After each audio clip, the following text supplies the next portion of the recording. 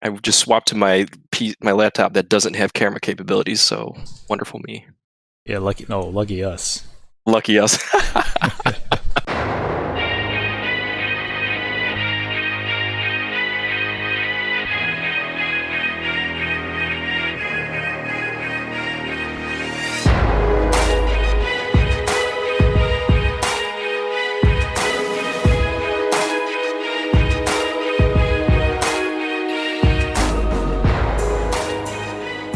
All right, everybody, welcome to the GDFC Podcast. We have a special faction-focused edition looking at the Custodes and the recent release from War of the Spider.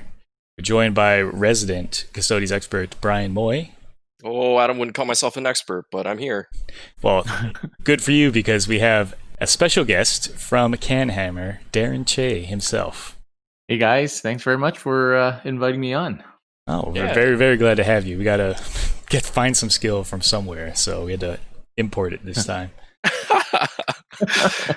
I won't take too much offense to that, Brian. Well, I was hoping for a lot of offense, but we'll see. So for those of you who aren't as familiar with Darren and CanHammer, they've kind of become the throne world for Custodes players today.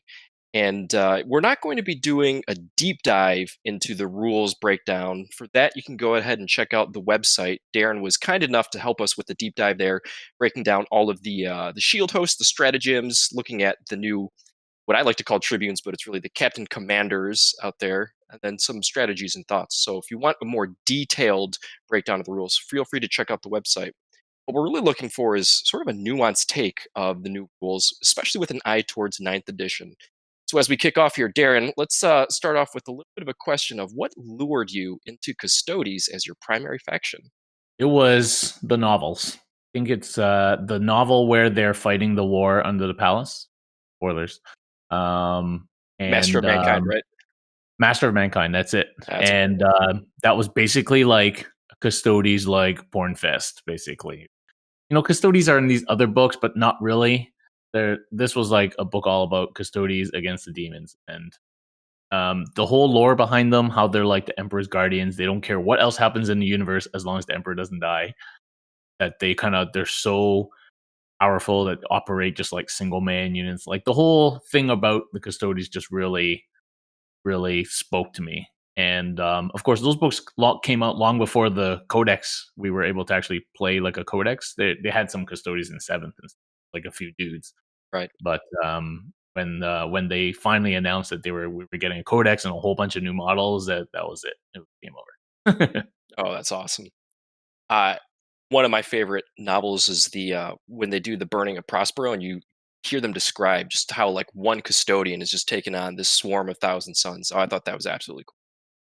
Yeah. It's because those 1,000 Suns forgot they could smite, so you know.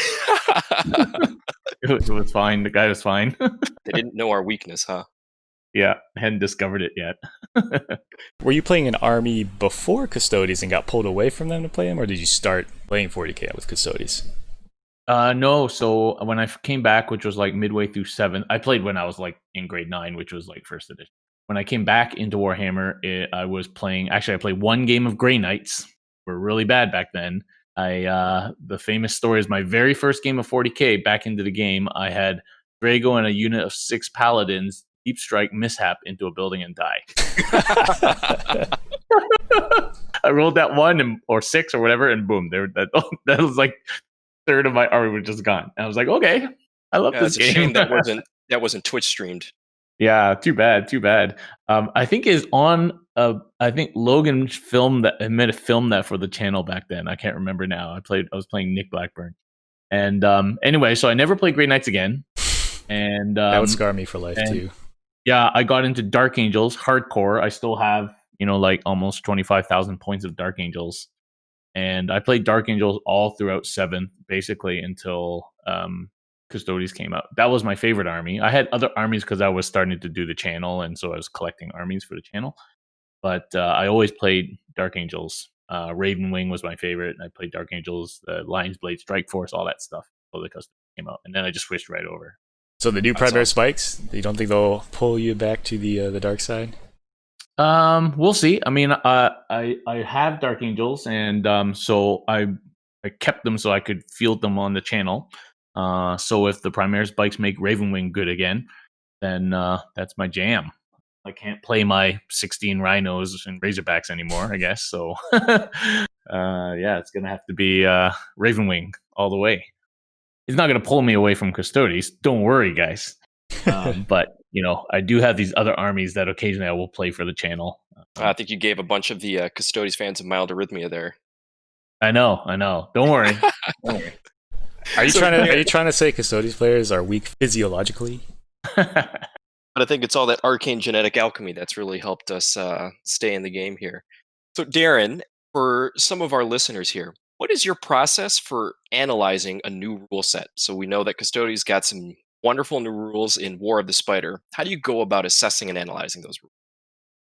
Yeah, I think when you have this is for anything, when you have new rules and or points changes, it's really good to go back and look at like everything. Because if something has changed, it could change how good it is or how bad it is in both directions. For Custodes, that our points didn't change yet. There was like literally no points for us at all in the book. So at least we didn't have to go back and kind of look at points per wound and all this sort of mathematical kind of analysis. And it's actually quite difficult to analyze our army right now because we've got the book. Nobody can really play a lot, and we've got all these crazy ideas flying around, and then the edition's going to change in like 3 weeks. It's definitely difficult to analyze things in terms of 8th, and maybe you could argue that's kind of pointless right now. You could argue that we can't actually play our book in 8th because we just don't have the CP. We need them CP. Yeah, so I think really you have to look forward and analyze it in terms of 9th edition, and there's only so much that we know about 9th edition right now. It's coming out slower than like molasses drip. It's like, it's like a sentence every day. It's like it's kind of painful, but so it's hard to analyze, and especially since we don't know what the missions are like. We have a general idea that there's going to be, holding in the middle and just like primary, and then you're going to have a bunch of secondaries, which is probably going to be a mixture of like old Maelstrom cards and some ITC secondaries and some Nova stuff in there. So you could get a general idea of what the missions are like, but until you've seen the mission set, it's really hard then to figure out what units are going to be good at playing those missions. Because at the end of the day, the mission is the game, and if you want to win the game, you got to play the mission. So it's hard. Like if you see on our Discord, people are throwing lists left, right, and center. Lots of lists. Everything's this and this and this. And at the end of the day, you're like, okay, well, I don't know. I don't know if that will be good. It seems good. Stat wise, math wise, it seems good. But on the tabletop, you just don't know. So it's pretty hard to get a solid analysis of the book right now. Yeah, that's a good point, Darren. And as we transition between 8th and 9th, maybe let's go back to 8th edition. Prior to War of the Spider, how were Custodes doing, and what type of lists were we typically seeing? How were they being played? Well, our army has gone through just a few changes. We actually, when the book came out, the obvious strength was the bike, the Virtus Praetors. And even though they were expensive, they were quite powerful, and because of their speed, and at the time this was a time before knights, an 18 bike list with a loyal 32, that was kind of the archetype bike spam list that everybody was playing when the book first came out. That was kind of seen as the most powerful kind of list to play. And at that time, in the game at the time, you rush forward and you kill stuff before you died, and 50% of the time you won, and 50% of the time you didn't kill enough and you died. Then knights came and sort of took the wind out of our sails, because bikes are not that great at killing knights. Knights have lots of good weapons to kill bikes, and it became much more difficult in the age of the knight. And then we got the Forge World rules, which was, like, we should be happy about that. Like, nobody else really got kind of rewritten Forge World rules for stuff. So I think they saw that we had so few models and everyone was just playing bikes that they gave us some new stuff. And then for that one fateful summer, the Triple Caladius was literally the big boogeyman of the game. Yeah, everybody playing anything to do with the Imperium had the Triple Caladius. It was everywhere. And so that was kind of the halcyon days of the Triple Caladius summer. And then that got nerfed, and a bunch of other things got changed. R.I.P. Telemon. And then we're just left with our original codex again, and just trying to. And then the game started to get really killy. And then especially when the Marine Codex came out, everything just started to get so strong. And our 2-up armor was just not what it used to be. And so then we started to transition into this hiding game where we just bring units that can bring shields, and we just hide, and then at some point come out and maybe hope to survive and sneak like a 1 or 2 point victory by denying kills. And that's how it's been for, at least the last almost year, actually, if you look back. Just playing battalion, hiding. It peaked at LVO with Bridger playing like all Storm Shield Guardians, basically, in order to do any kind of chance against Marines. That's kind of where we ended up, slowly huddling around the fire, waiting for our new book. Right. You've been through a lot of new units, a lot of rules changes through 8th edition. So you've seen a lot of new rule sets. When you get these new rules, do you like theorizing first and foremost, or are you sort of more of like an experimentalist? Like, I'm just going to try this and try that and try a whole lot of things, gather those results before you sort of craft like what is strategy that's going to work best in this meta? Yeah, I like to play.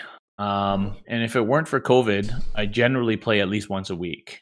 So I can get a lot of reps in, and sometimes I play off camera too. So I can get a lot of reps in, and I think theory is one thing, mathing things out is another. But as we all know, theory and math don't always hold water on the tabletop. That's right.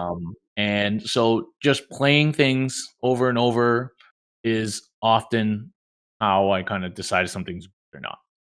I was really down on like the Sagittarium when they first came out because it didn't seem that good, but people convinced me, so I bought some. I put some on the table. I gave them a few chances, and they didn't perform, so then I've never played them again. So I will give everything a chance, and I think especially now with the new book, everything has its chance again on the tabletop just to see how good it is. And I think that's important. Nothing beats playing and seeing how things do.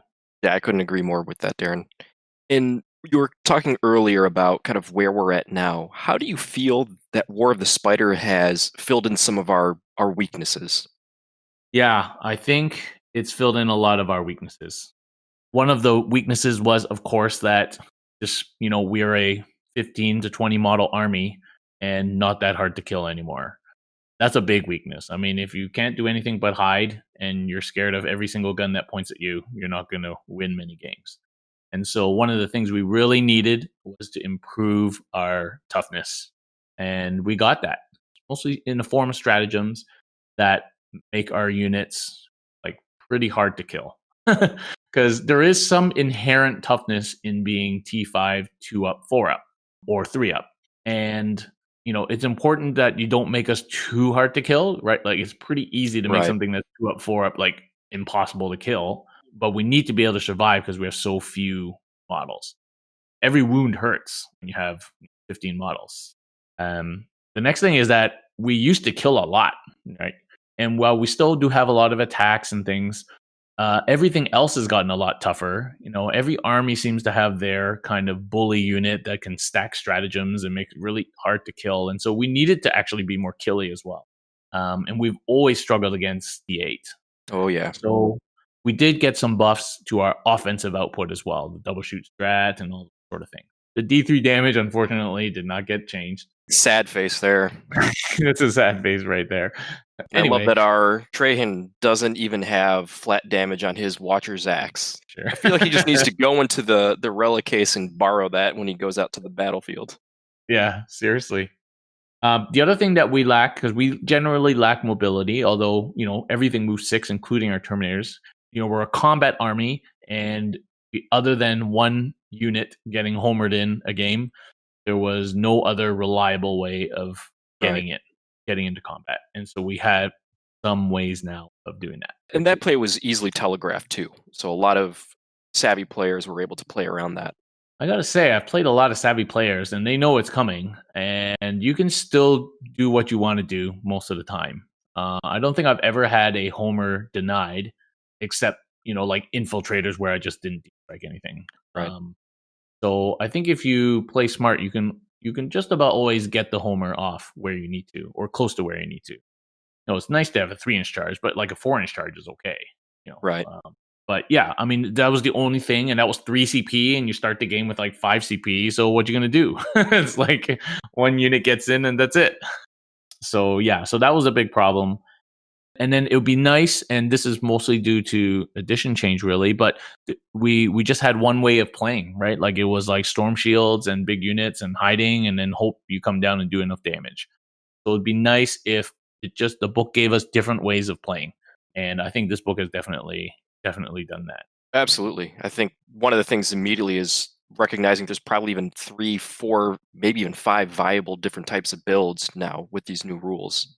Yeah, like people who are on our Discord, for the longest time, they know that you either play mech or you play foot, and if you play foot, it kind of doesn't matter what you take; it's kind of basically the same play style. Right.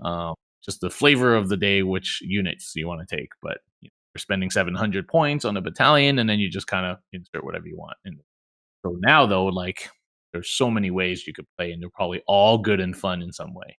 So let's talk about that a little bit. And let's talk about the shield hosts. What's your favorite shield host from the book, and how are you planning to build around it? I think the most obviously powerful shield host is the Dread host. That is the one that everybody immediately gravitates to because it obviously fixes some of our problems, like the deep strike problem.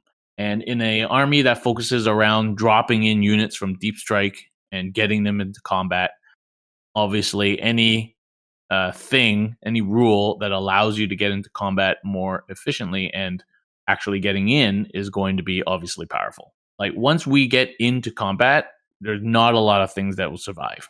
So the 3d6 charge strat is obviously powerful and it's surprisingly efficient. 2 CP for 3 units. That's pretty good. Whereas just to deep strike things is 3 CP for 2 units. So, it's it's pretty efficient. But, I think there's a lot of power in the other things too. And while it's always tempting just to gravitate towards the obvious power, and probably you should play that for a little bit, there's probably lots of other things to try too. But the first thing I'm going to try is probably the classic, I put in quotes, classic for 1 week. The classic Dread host, make everything reliable charges. And I think what's going to happen is people are going to fail a bunch of 3d6, drop the lowest charges, because that is totally doable. It's still only 52%. Yeah, and I think a lot of people have already felt that pain. Right. And then they're going to start looking at what other parts of the book are good. And so that's already happening for the people who are able to play. And I think that's exciting. And for those who aren't as familiar with the Custodes' new rules, what Darren's referring to is the new stratagem, the Golden Light of the Mores, I think it's pronounced. And just like you said, it is a stratagem that allows a Dreadhost unit to come down from Deep Strike and roll 3 dice, discarding the lowest, which again, it's great, and it's probably one of the only ways that Custodes have to influence that charge roll coming in from Deep Strike. But it's still not a guaranteed thing. And across a 6-round tournament, if you're banking on trying to make all those charges, it's going to let you down half the time, right?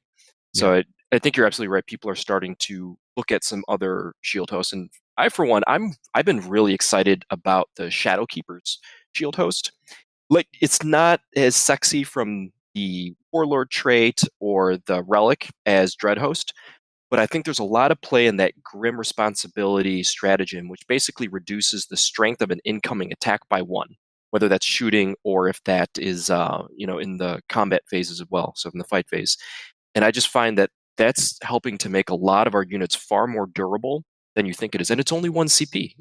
You couple that with some of the other stratagems that we've got, like the Oromite and Adamantium stratagem with I forget the name of it, the Custodes transhuman one, as well as some of the others. And all of a sudden, we've got a couple of units that are really durable. I think the minus 1 strength, while the salty among us might be extremely salty, that should have been -1 to wound. Minus oh 1 boy, strength. If only. Yeah, I know. That would be super good. If you take our most common toughnesses, so toughness 5 for most of our foot people, toughness 6 for bikes, and then the Dreads are T7, but the Telemons T8, if you pick your units properly to be recipients of the -1 strength, you can actually, in effect, it's -1 to wound. Exactly right. And -1 to wound is amazing. You cut down the number of saves you got to take by a lot. Like -1 to wound is amazing, just like +1 to wound is amazing. So that is a great strat, and so I think we're going to see some Shadow Keepers, and with the Warlord trait, you can make a nice little character hunting shield captain, and so I think there's definitely play in that shield host. The biggest constraint will be detachments. If you want to have a variety at like a couple of different shield hosts, you're going to pay CP for that. And that's actually the biggest source of angst building these lists. Like, do you commit to one?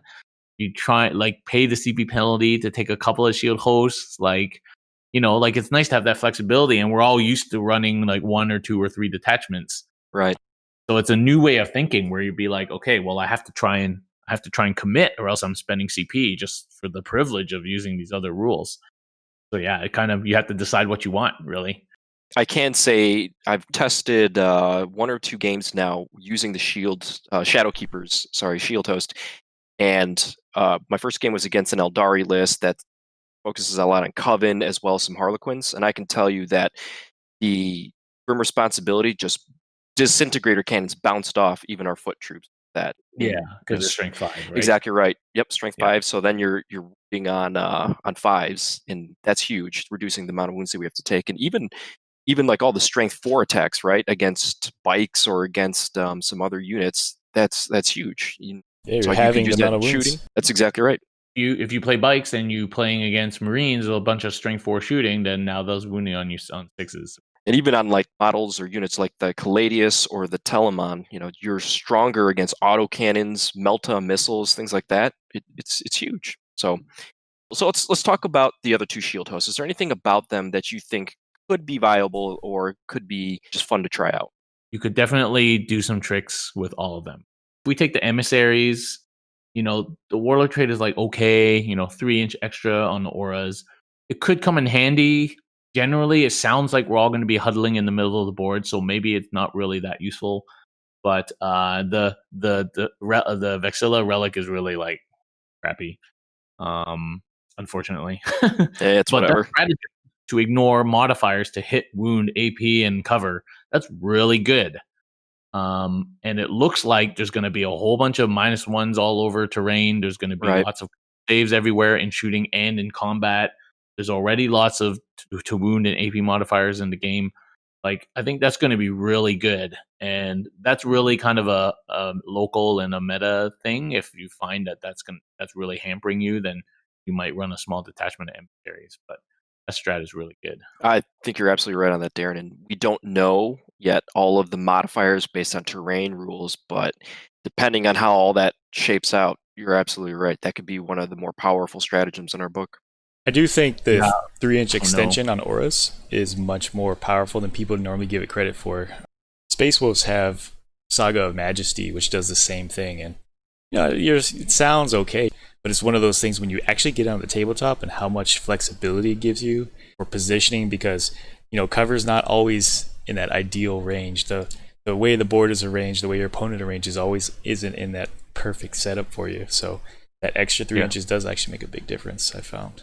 For sure, it can totally make a big difference. I think another thing that we don't know the effect of is the new character rule. So, will we be needing to play our characters closer to our units? That's a good point. An extra 3 inches doesn't really make a big deal. I mean, you need to be within 3 inches. So who knows? It's hard to know how much that will be useful or not useful. But for sure, if you're picking a shield host, it's the best if you could pick the Warlord trait and the relic and the special stratagem, right? That's 3 of 3. That's like a no-brainer kind of choice. And that's why Dread Host is pretty good. That's why Dread Host is good, because most people can see themselves taking all 3 aspects of the host. So let's talk a little bit about the Captain Commanders, Darren. I feel like everybody who's read this book realizes that we're probably going to be auto-taking Strategic Mastermind, which is that 5+ refund trait. But other than that, do you think there's any other traits that could be useful in certain matchups? Well, the problem is that there's so many good ones. That's exactly right. It's a problem with the entire rule set now. If it would just be like, okay, regen, easy decision, right? 1 CP to regen. Right. Boom, done. Auto. But there's so many good ones where you're like, like that would be really good. Do I really need this CP? And unfortunately, I think like we're going to need the CP. If you math it out, 25 CP in a game, that's counting Trajan. If you don't have Trajan, then it's like potentially 3 less. And then you're spending, 5 to 7 pre-game, and then you're getting you're spending like 3 to 4 CP available per battle round. So like you kind of need it. And our power is all stratagem based now. And so if you run out of CP, you're just going back to old school Codex Custodes. It's kind of important, but there are other great traits. My favorite is the Unstoppable Destroyer. Oh, it's so good. Yeah, so this is the one that lets you pile in D3 plus 3, which is really annoying. They should have just made it 6. But anyway, they had to put the D3 in somewhere in this book. We're all about D3. Custodians are all about I know, D3. like why? Just give us a flat number, please. Like it's just why? Anyway. So, but it lets you pile in towards not necessarily just the nearest model, but to any model within that range. And then, more importantly, in the consolidate, you can go in whatever direction you want, which is amazing. And if anybody's here ever played that stupid Iron Hands relic that just allows a Smash Captain or a Leviathan to just consolidate out of combat, it's like so good. The shenanigans you can pull with movement like that, and this was the whole point behind my Alaris concept, which was like Alaris with their pile in and consolidate shenanigans and heroic interventions. It was all about shenanigan-y movement. Absolutely. There's so much that you can do when you're not restricted with that consolidate movement. I tested one game and was able to use that extra movement to just steal an objective. I killed something, steal an objective, and now I'm not able to. My opponent wasn't able to hit me back. Just so many uses for that type of janky movement. Yeah, that's one thing I find myself doing. The more and more I play, the more I just heavily favor these movement abilities and movement-focused stratagems and warlord traits and things like that. Yeah, for sure. Like movement is super important, and to be able to have extra movement and free movement, like freedom of movement, is just super powerful. The other one I would say that I'm pretty interested in is the Swift as Eagle, which basically adds 1 to advance and charge rolls, and then you can also add 1 to the movement characteristic. So I think there's a little play there with Dreadhost as well. If you want him to come in, now you're looking at an 8-inch charge as opposed to a 9-inch charge re-rolling, or I'm sorry, discarding the lowest dice there. So there's something cute that you can do. But again, we're going to be so starved for CP that most of us are probably just going to be taking the strategic mastermind trait. Yeah, I think we're just going to have to play and see what happens. Like maybe write it on your little sheet of paper, how much CP you're spending per turn. Do your own research and then decide if that trait is what you need for your play style. I think we're already going to have to be fairly careful and selective about which defensive strats we use in which situations, because they all have their own applications, and you could easily use the wrong one for a particular application. Maybe not wrong is the wrong word, but like an inefficient one. Exactly. CP or something. And like a single CP could be a big deal. So, we'll just have to figure out when we can play in 9th edition, how many do we need that CP regen or not? And if we don't, I'll be the first to drop it so I can try under these other cool ones. I mean, just the thought of doing like a relic 3 damage axe could do 6 damage, like that's kind of cool. And I know it's just on 6s, so it's not great, but it'd feel good when you get that done. And what's nice is you'll be able to choose some of these traits based on your matchups, right? If you're going to a tournament, so that'll be a nice way to tailor your list based upon who you're deploying against. Unclear, because it says at the top that you should, you should write this on your roster. Oh yeah. And so, but it has said that before for lots of things, and individual tournaments have ruled whatever they wanted to rule. Even like ITC versus ETC, about what you're supposed to put on your army list. Now, I don't remember seeing that written in a lot of other books recently, and this was quite clear. You should put this on your army roster. So if GW ends up being the dictator of tournament formats that most people run, which they already are, then that might become a thing where we have to choose. And this book was written with 9th in mind as well. Yeah, and everybody's playing GW stuff now coming up. All the big tournaments all have announced that they're doing GW missions. So if GW says that all the rosters have to have your warlord traits and commander traits and relics and stuff pre-chosen on the list, and they can't change, then that's what it is. Right. So let's talk about the stratagems that we got in our new Oh, yeah. book. So I started playing Custodes obviously in 8th, more towards the back end of 8th edition. I play Eldari, I play Grey Knights, and both of those I think most players would say are, armies that you really need to be mentally engaged with, especially like in the psychic phase for Grey Knights. There's a lot of order of operations that you need to get right. My mindset was, hey, I'm going to play Custodes. They're a more simple army than those two. And then this book comes out and you realize, no, it's just the complexity here is in your stratagems. It's in how you budget your CP. It's in how do you discipline yourself with your resources. And I think that's something that is going to be a unique aspect for Custodes in particular. So with that in mind, Darren, what are some of the new stratagems that you can see yourself building your list around? Well, the first one is obviously the whole reason to pick Dreadhost was because you want to drop in like 2 or 3 units using that stratagem to 3d6 and drop the lowest charge. So that's literally like a whole army list and game strategy that you build around. If you only have 1 unit that you need to drop in, then you don't need to play Dreadhost, right? You still got the Homer. The Homer is still way better. Right. And now we got the CP to Homer, right? So you could actually probably Homer 2 or 3 times in a game now. So if you're going to play Dreadhost, you're obviously building your whole army and play strategy around that strategy. The other stratagems, though, and luckily, almost all of the resiliency, toughness type stratagems are generic, not shield host locked. Right. Which is great. Can you imagine if they were all split up into different shield hosts? It would be really frustrating. But the one I like the best, just because it's so unique, and I don't think we've fully fathomed how much trolling you can do on your opponent with it, is I cannot remember the name, as I already stated. Emperor's Auspice? Okay, is that it? The one that denies reroll? Yeah. Yep, that's it. Until the end of the phase, when resolving an attack against that unit, your opponent cannot reroll any dice for that attack. That's like so trolly. You feel the Eldar tears right now. Out there whose whole shtick is to just reroll everything, right? Like the whole point of a chapter master is just reroll everything. Lieutenants and like there's stratagems to make you reroll things, and there's rules that let you reroll things, and to just say nope for the whole phase against that unit is like it's like the ultimate troll.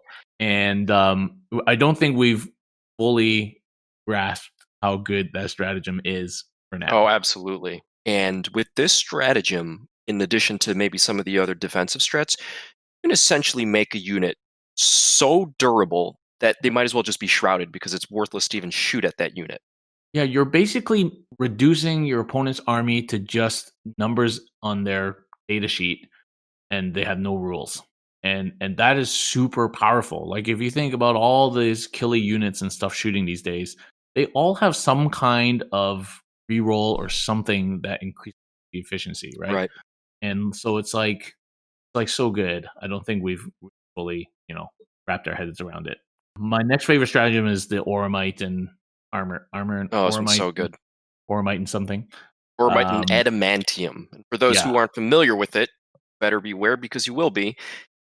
This is a stratagem when an Adeptus Custodes Terminator from your army is selected as the target of an attack.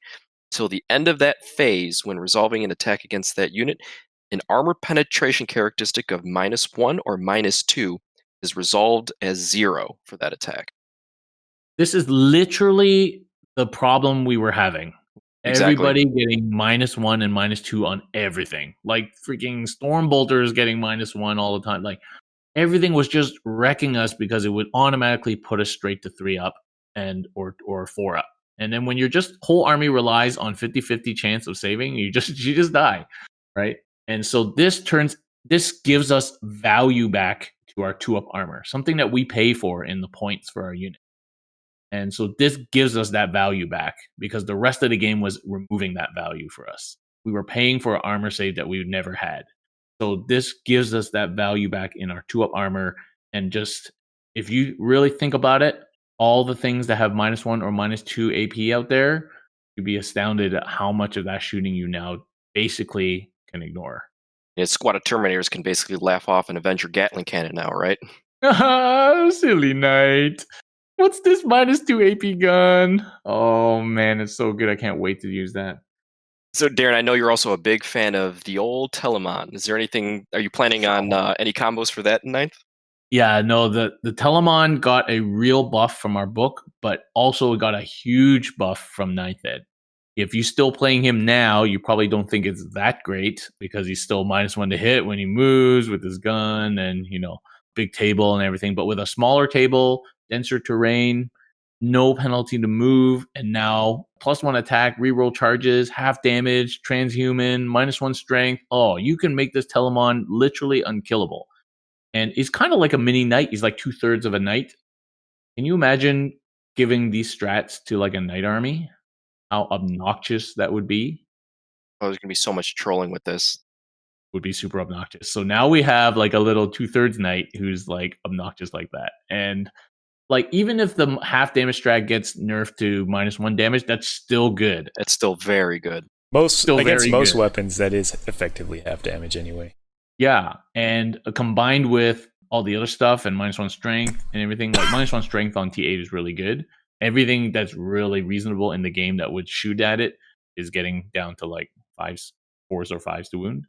Yeah, it's just the Telemon. And it was already pretty punchy, but now that it can move around and not suffer, it can shoot everything in combat, and then it can punch its way out of almost anything with like 5 or 6 attacks with those fists, 4 damage fists. It's going to be so fun playing the Telemon. Oh yeah. And so the strat that they got is called the Eternal Penitent, which basically you get +1 to attacks and you can reroll charges. So that obviously is very beneficial when coupled with Dreadhost. And the half damage stratagem, Ancient Artifice, basically again halves damage rounding up, which is so good on a T8 model with a 4+ invulnerable save and all the other defensive strats you can layer on. Is there any concern about the Telemon and the Forge World rewrite? Yeah, of course, there's big concern, but he already got triple nerfed last year, right? So have some mercy. Just let us play with it for a little while, just a little while. I say get those TTS games in now, just in case. Who knows? We'll just have to wait and see. There's nothing really we can do about it. But I kept the meme ready just in case the Telemon in the garbage. But it would have to get some pretty bad nerfs to be in the garbage again, right? Because it got so many buffs. It would need to get like last year got triple nerfed, so that put it right back in the garbage. But yeah, it would have to. That'd be a sad day. But I think +1 attack, while it's cool, it probably doesn't need it. And reroll charges, if you're not dropping them in, you don't need. So maybe you can save that CP. I think the Telemon is perfectly fine just tanking its way up the field, maybe protecting a character. Yep. Like, I think that's a great way of playing the Telemon. Everybody's going to... And then if you have another unit as well, people are going to be like, I don't know what to do.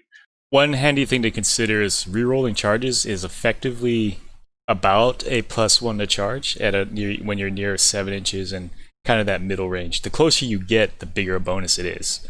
It makes it much more reliable. So it does help with consistency. If you have the CP, then spend it for sure. So I for one, am hoping that GW doesn't nerf it because I just placed an order for a second Telemon because I can just see myself with a boxer up front, and I do think they work very well as fire support platforms as well. I don't know if I'm looking forward to seeing a pack of Telemons on the other side of the table. Like I think all of the so double gun, double fist, or hybrid, all of them work actually depending on what the rest of your list is.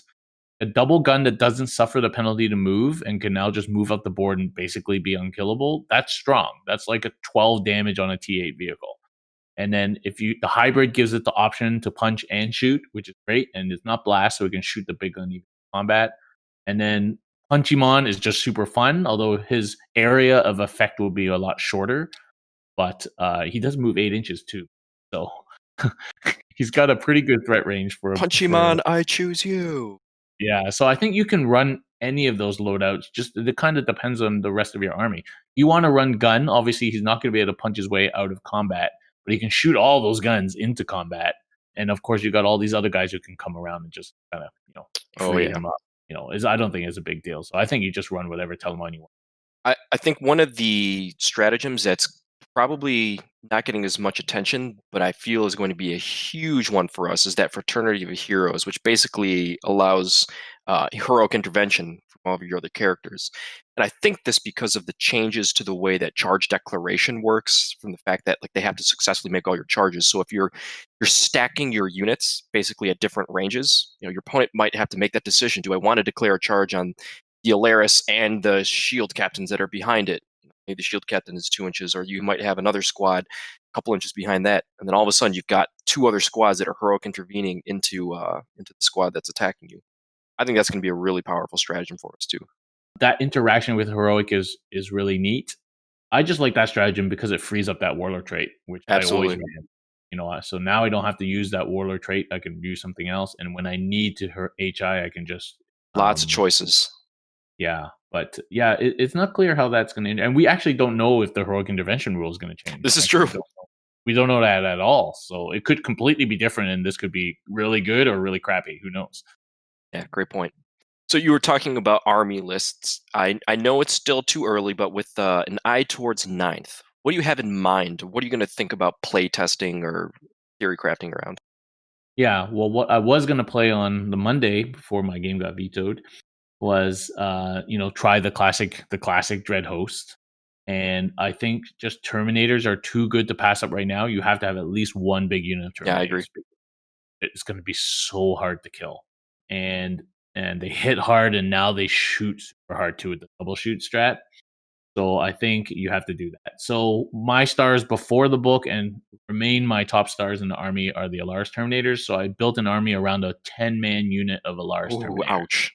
And just try and get through that. And if you do, that's fine, because the rest of my army has killed the rest of your army now after you've spent 2 or 3 turns trying to get through these 10 Terminators.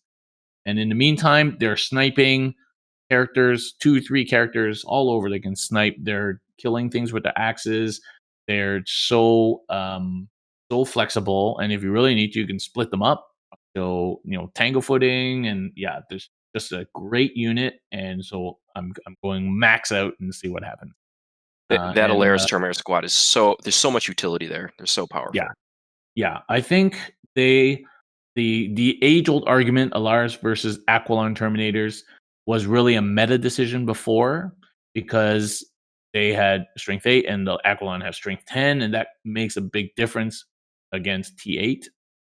But now with the +1 wound strat for higher toughness targets, and the Alaris are cheaper, and they have probably better shooting for the things we really need help shooting, like Marines, then I think the Alaris are the clear winners now over the Aquilon. Yeah. But a unit of Aquilon is good fun too. I mean, oh yeah. I was thinking of basically 2 detachments, 2 patrols, one a Dread Host and one a Shadow Keepers. I originally had the Aquilon in there, but I'm also featuring a 5 model deep Virtus Praetors. So I feel that's going to help me clear the screens. And to your point, I felt that the Aquilon was a little bit of redundancy for screen clearing. So I swapped out with the Alaris, and then you figure, wow, you can actually get like an extra Alaris for the point cost differential. So I'm really excited about that. then I think you run a big Guardian unit for actions and holding the middle. You run a big Terminator unit, and then a Telemon, and then you sprinkle whatever smaller unit you want. A small Venatari unit, small bike unit, like another Guardian unit. I think probably all of it will be okay. What type of battle plans are you thinking of in your mind? So it sounds like you're building around like 1 or 2 big blobs to hold the board, get you some board control, do some actions. Is that typically how you're going to be building your list towards night? We really didn't have a lot of insight into that until I interviewed Brian, and he kind of confirmed that maybe what everyone's going to be doing is just moving to the middle and holding. And so we're actually perfectly designed for that, because we are so resilient now. And if you're just holding the middle, you don't need a lot of units. You just need hard to kill units. And our Right. units are hard to kill. And even our basic Guardian unit filled with a bunch of Storm Shields and the strats we have now, like, you try and get through that. That's pretty tough. So I think if that is anything to go by, we will be wanting to bring larger units. We don't really do MSU very well. Bringing large units, the efficiency, we are going to be holding the middle of the board and maybe projecting some power to the corners of the board. But I don't feel like we necessarily need to rush to the corner. Right. I think it's going to be army dependent. If you're playing AdMech, by the sounds of it, you're going to have to try and just hide. I think everybody's got to hide against AdMech right now. But I think against most armies now, we can probably afford to just hide and survive 3 or 4 turns with CP. And then even if we start dying, we've already. So, It seems to be a very methodical gameplay that our stratagems and all the new abilities that we have received is kind of leaning towards. And I think that fits the Custodes sort of feel on the tabletop, and I like that. yeah, I think so. Like we're a elite army of 15 to 20 models. That is not going up. If anything, Right. that models goes down. And so it's kind of like, okay, well, we're very tough. We're the toughest fighters in the galaxy. We're going to just stand here and you come and move. And that's kind of cool. What do you feel are some of the keys to victory for Custodes players? I think so moving forward in 9th, the key, I think actually your list may not actually be that super important. I know that's a bold statement to make, but that's actually a great position to be in where you could bring almost any of your units and do pretty well. I think the key will be CP management because our 100%. toughness and our power is based on stratagems now. Like there's no doubt about it.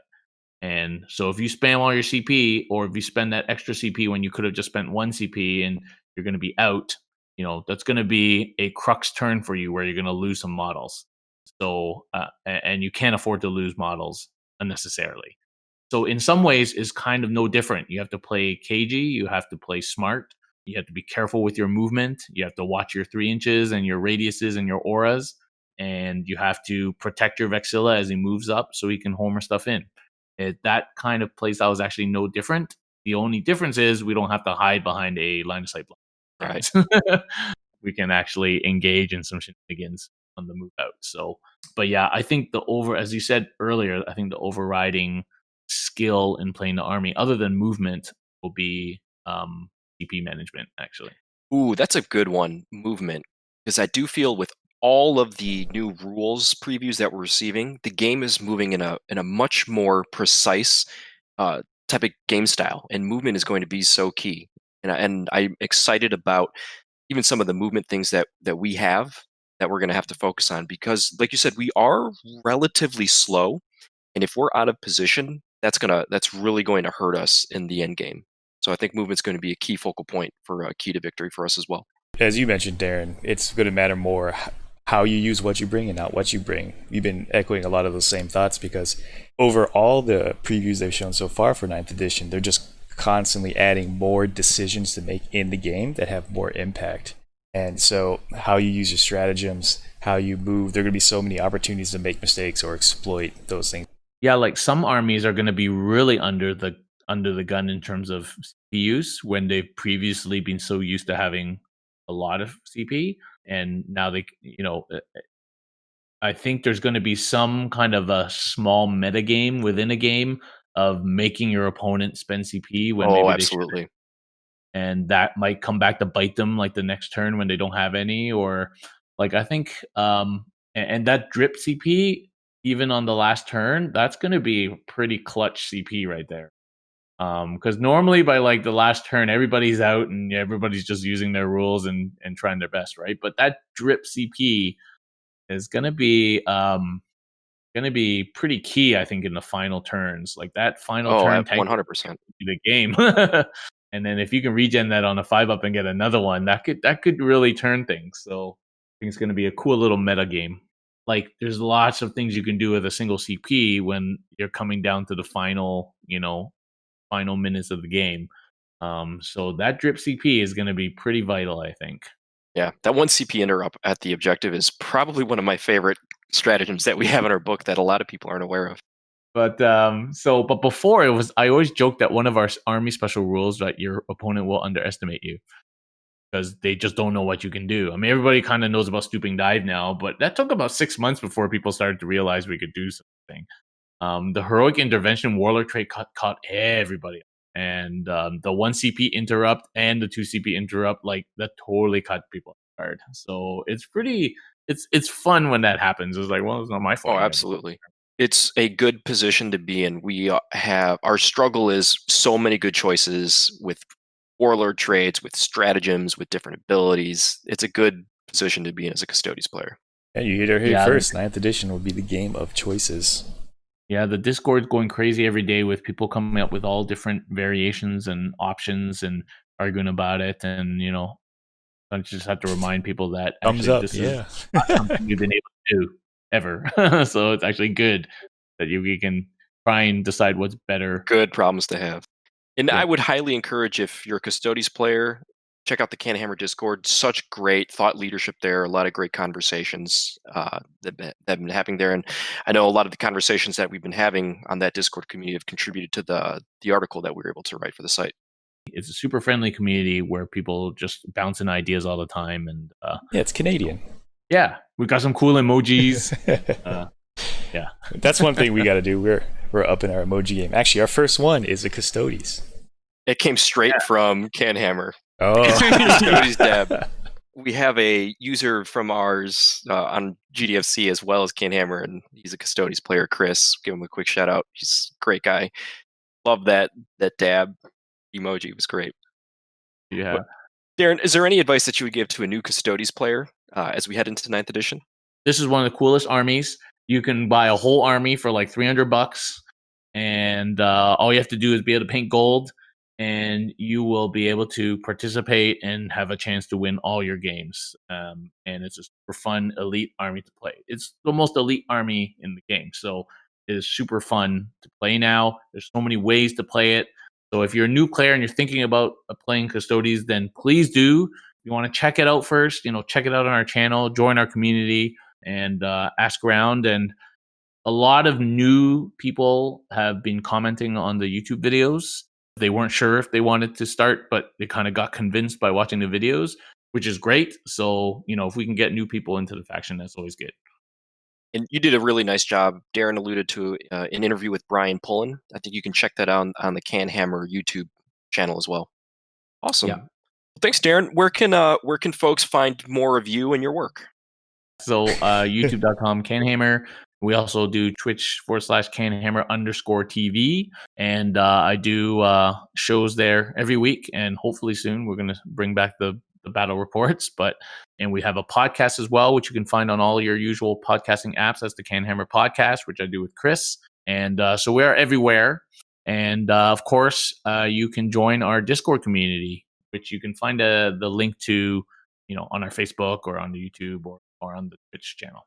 And all that information is also linked in the article that you helped write for Grimdark Filthy Casuals. That's right. Yeah. Cool. Thank you so much, Darren. Really appreciate your time, and we look forward to following you and all of the success of the 10-foot super soldiers no longer hiding behind walls. Well, thanks for having me on, guys. Always great to talk Custodes. Yeah, thanks for joining us, Darren.